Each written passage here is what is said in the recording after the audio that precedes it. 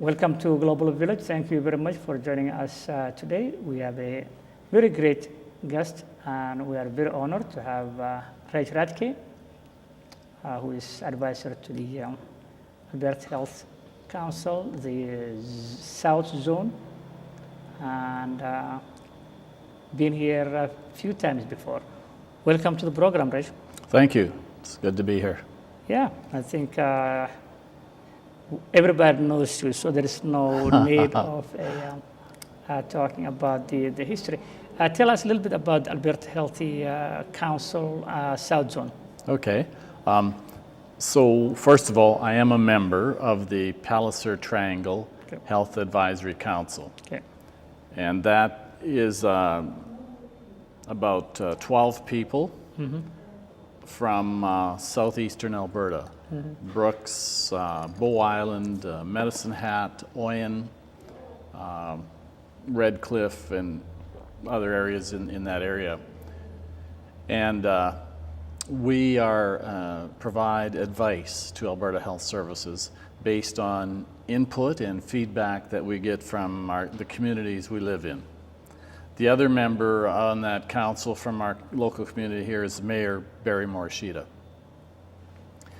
We're part of the South Zone, and so there's another advisory council in Lethbridge and Cardston and Tabor on the west side, but under the Alberta Health Services administrative structure, there's just the South Zone, and there's about 6 zones in the province, and so they all have their separate administrative structures.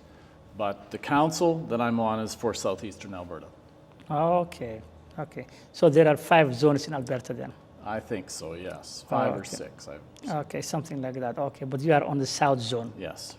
Okay. So Barry Morishita, what about the mayor in Medicine Hat then? No, there's other people in Medicine Hat that are on the council, but not the mayor. Oh, okay. So from here is you and Mayor Barry Morishita? Yes, yeah. Okay, no, that is, and you meet every month or every 2 months? We meet every month, except not through July and August. Oh, summertime. Yeah, and the meetings rotate between Medicine Hat, Bazzano, Oyen, Bow Island, Brooks. Yeah. Oh, okay, no, that's very good. You were one of the first VIP people who watched that the program that we had, Sherbrooke to Brooks. Yes. So what was your impression after watching that documentary of Sherbrooke to Brooks? What did you learn about it? I thought it was a good documentary. The National Film Board of Canada has a great reputation for making those kind of documentaries, telling stories. It was interesting to follow the life of a few people as they settled in Sherbrooke in Quebec and found some challenges and then moved out to Brooks for employment, and all of the challenges and issues they faced in terms of housing and health and family relations. And so I thought it was very good that way. It told a really good story and gave me an appreciation for the challenges that newcomers face as they try to find a new job and try to establish and live in a community. Yeah, so many things that you take granted. Absolutely, yes, absolutely. From just winter clothing to health problems. What do they do to find health care? What do they do for income, and how do they pay their rent and find jobs, and all of those things. It's very much a struggle, and that is a huge part of surviving in unknown territory. Yeah. Yes. Yeah, and that is what. So I hope those people who watch will have the empathy. Yeah, I think it was a good story. Well told, yes. That's good. The other one that I like to touch base is the local immigrant partnership. Okay. you want to touch base and talk about what local immigrant partnership stands for. Yes.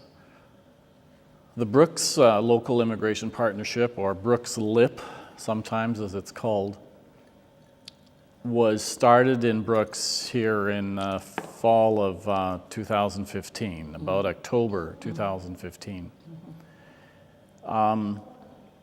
For several years before that, a group of people that had been meeting about immigrant advisory services and so on thought that it would be a good idea to apply for this funding from the federal government to help coordinate immigrant services in Brooks. So the community received that funding, and we started formally, say, in October 2015.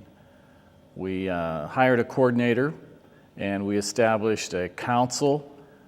So many of the organizations, school districts, municipalities, institutions, so RCMP, SPEC, Association for Families with Children, Grassland Schools, Christ the Redeemer Catholic Schools, Medicine Hat College, Francophone Association, City of Brooks, and I'm missing many others, Grasslands, FCSS, joined and became partnership council members. Out of that, there's an executive, and there's I think 5 members on the executive along with the coordinator. The chair of the executive is Jeff Gerstein from the City of Brooks, the HR manager. The purpose of the Brooks Local Immigration Partnership is to coordinate services and activities in the community for newcomers, for immigrants, to communicate different initiatives between different organizations and promote the activities and things that different organizations are doing. So it's an effort to coordinate and communicate in the community. That's very important. Yeah. So it's been slow, but I think it's been moving along in the right direction. All the organizations in Brooks do a great job, I think. Certainly there's some gaps and challenges, but sometimes each organization or institution doesn't know exactly what the other one's doing, or for the newcomers, the immigrants, they don't know where to go for services or who can help them or what services are there. So one of the jobs of the Local Immigration Partnership is to communicate, is to coordinate and to bring that communication together. Another part of it is that the federal government who funds this is very interested in efficiencies. We all know that there's only so much of budget and government money, and we all know how much taxes we pay, and it's hard to find new resources. And so the government is committed to trying to make sure that the dollars they put into the community, the federal dollars, go the furthest that they can, and that there's no duplication of services and programs. So the Brooks Local Immigration Partnership Council is helping to coordinate that local conversation and that local discussion to make sure that there isn't duplication and that there's maximum partnership and maximum cooperation. No, that's I think the vision is good, and I think that the gap can be narrowed if you have someone coordinating the efforts from other organizations. Yeah. So I think we're just in the process, the Partnership Council is just in the process of finalizing funding for the next 3 years, and I think it is a good initiative and it will benefit the community. It takes a little bit of time for everybody to kind of come together, to work together, and to cooperate and be on the same page. And secondly, or whatever, the other important part of this Partnership Council is the formation of an immigrant advisory group. So too often, organizations or agencies provide services to immigrants without asking the immigrants what they need or the newcomers what they need. So there is a beginning of an immigrant advisor group, and that will be a separate group that will be part of the council and provide input into the council. No, that's. I think that's a good. That is what Shannon started. Yeah, one time. and for anyone watching this video, if you're a newcomer or an immigrant and you're interested in participating in the advisor group, just get a hold of the Brooks Local Immigration Partnership. You can find it on their website by that name, or contact the chair, Jeff Gerstein. Jeff Gerstein, yeah. Or there is a. You can send an email from the website. Yes, yes. Yeah, you can send and talk about your interests, and they will get back to you. Yes. Jeff will get back to you, I think.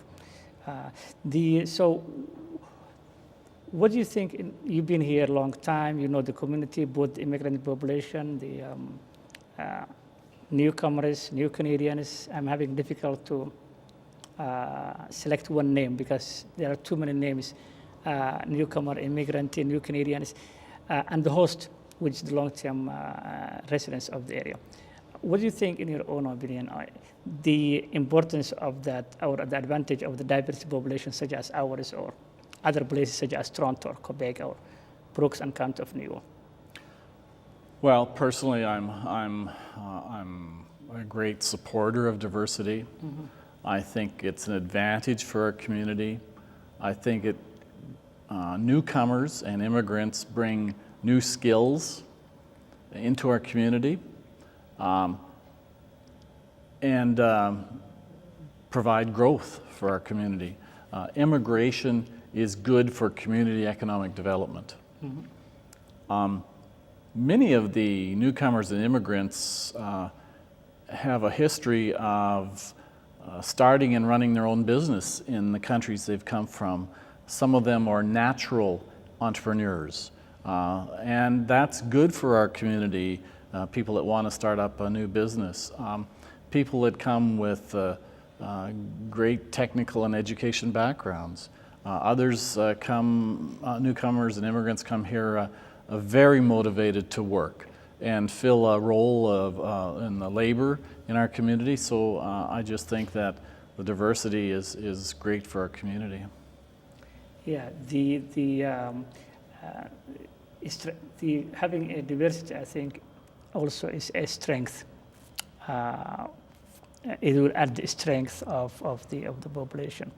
It will add the strength of a positive outcome of the economic growth of the area, and so on. The other one is encouraging also the newcomers to get involved, for example, in volunteers, or encourage them to be part of this initiative. You mentioned having a advisory group of immigrants will add a value, but also how we are going to encourage is because their comfort zone they have to leave also, and make sure that's another one. Well, absolutely. You can say it's a two-way street, yeah. Or you can say that we want to integrate newcomers, but we also, people that have lived here a long time, have to reach out to the newcomers and immigrants. And then we have to make newcomers and immigrants feel welcome to reach out back to us, or to get involved, to participate. And shows like this that Global Village Center is promoting, and other activities that Global Village Center promoting, is great to help engage and integrate and make people feel welcome to say, I want to volunteer, or I want to go to the rodeo, or I want to go to that lunch, or I want to participate in that dance activity, or I'm going to participate in the parade. Need to make people comfortable that they can do and participate in those things. And so it's a mutual reaching out and making people comfortable. For people who have been here a long time, to learn about newcomers, cultures and food and lifestyle, but also for the newcomers and immigrants to ask me and feel comfortable asking me the same thing. That's well said. It has to be two ways. For also the newcomers have to take the initiative also, wanting to leave that comfort zone and want to and ask to encourage them. I think that is, you said well. The youth at school, I think we had a school resource officer a while ago, and he mentioned about the increase of that fentanyl at schools. You are one of those people who value education because, and you know what the education is. What would you say the kid that is having that trouble, for example, or what advice would you give youth in terms of that specific getting off the track? Well, I'm not an expert in that area, and this is just a personal opinion. But I think the schools are a great place to start. Young people that may be thinking about or have actually been involved with drugs, a variety of drugs, probably know that it's maybe not the right thing to do, but so maybe confide in your classmates and your friends. Talk to the counselor or your teacher at school. Sometimes you don't like every teacher, but there's some teachers you like, and the counselors are very good to talk to. Talk to them. I would just suggest the school is a good environment. It's a friendly environment. Talk to somebody in your school. Ask them for help. Don't be afraid to talk to your teachers, to talk to other classmates, talk to your counselors. Start there. And they can offer some suggestions or some help and support groups. There's lots of good support from our health community, our mental health community, our police force. And it doesn't have to be a criminal conversation. It's not to punish it, but just have a conversation with someone you trust at school. So just reach out. Reach out. To other people. Yeah. Don't be isolate yourself to the problem. Don't be afraid that you're in trouble. Don't be afraid that you're the only one. Reach out. Talk to someone that you can trust. Start there. They always say also well-known people sometimes try to smoke weed. I believe, I'm not mistaken, one was Clinton, one was Obama, one was so. The young generation, what they have experiencing is the same thing what other people experienced in the past. So it's not something to be shy, it's something to be. People need to experiment, try things, and sometimes they make wrong decisions or poor decisions. But don't be afraid. Talk to somebody that you trust. That is the so the 2017, which is the year we are in now. 2016 was a rough year for everybody because, especially Alberta, due to the economic of the oil and all that stuff. What would you give message, for example, to those viewers watching, for example, in terms of hope of the 2017 and resilience, that Albertans have some sort of resilience to the problems? Well, from an economy point of view, it looks like there's some signs of the economy turning around. There's some good support in our local community for new business starting up, in investment help, business help. There looks like there's some of the jobs are coming back in the energy industry. And there's a new area of renewable energy, whether it's solar or wind. There's a great many jobs that are coming along with some of that. So I'm hopeful that this is going to be a year when we can kind of turn the corner. That follows the small business from the diversity. As you mentioned, immigrants have experience of doing private business back home. or the countries they originated. How can we, you think, encourage those small business on the sideline to be part of the economic growth in the major one? Well, if you have an idea, talk to someone such as yourself, Yeah. or talk to other newcomer or immigrant business owners that you know. Ask for help. There's lots of help. Banks, startup loans, business organizations, economic development offices. Just look for some help. Look for some advice. And Chamber like I of say, talk to people like yourself. Thanks. And also, would they benefit, for example, Chamber of Commerce to do all that? Yeah, it might be a bit. Definitely, they can talk to the chamber. You know, they don't have a business set up yet, so they might not become a member. But the chamber is willing to help people and answer questions and direct them. Absolutely. So the economic development will be better suited if they don't have a business running now. Yeah, talk to people. There's an organization called Community Futures EntreCorps. Find the economic development officer, the city of Brooks. Talk to other business people that they know, and I can't emphasize enough, other people in the community, and talk to Global Village Center.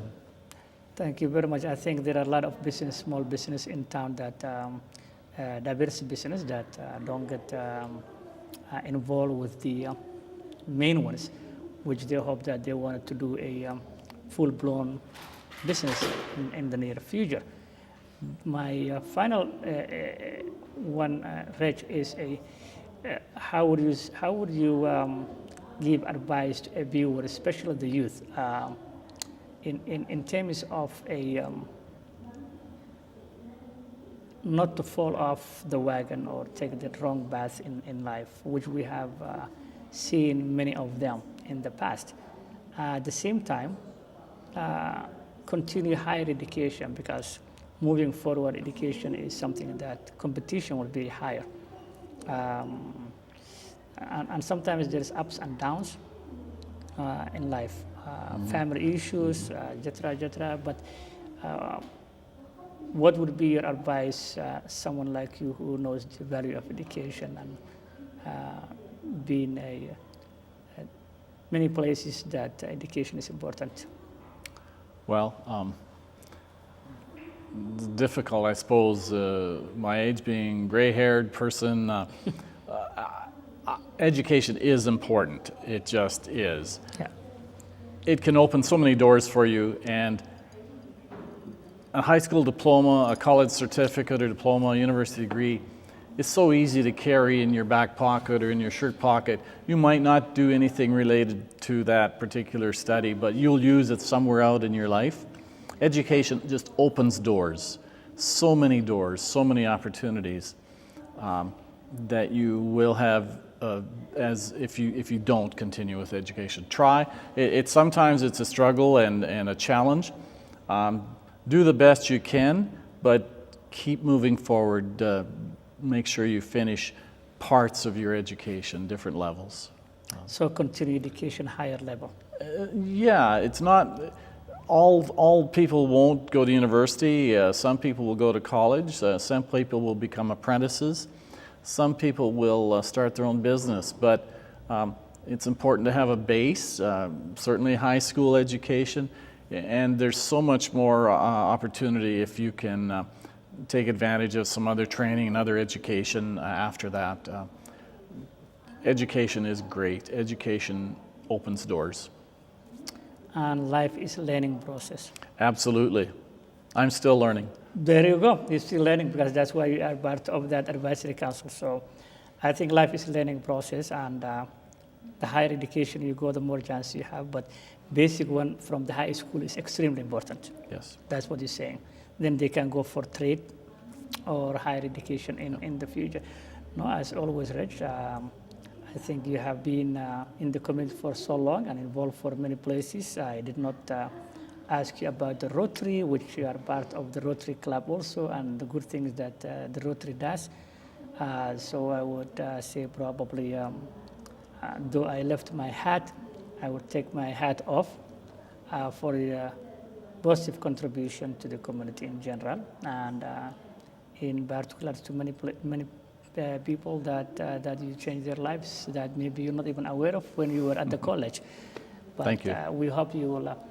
I know because we have an outreach program that we reach those newcomers, and they are very thankful during the time at the college before you decide to retire, which is also a good thing to look at after many years in working, but semi-retirement because you're still working. Okay, thank you. Thank you very much. Thank you very much, as always, coming to Global Village.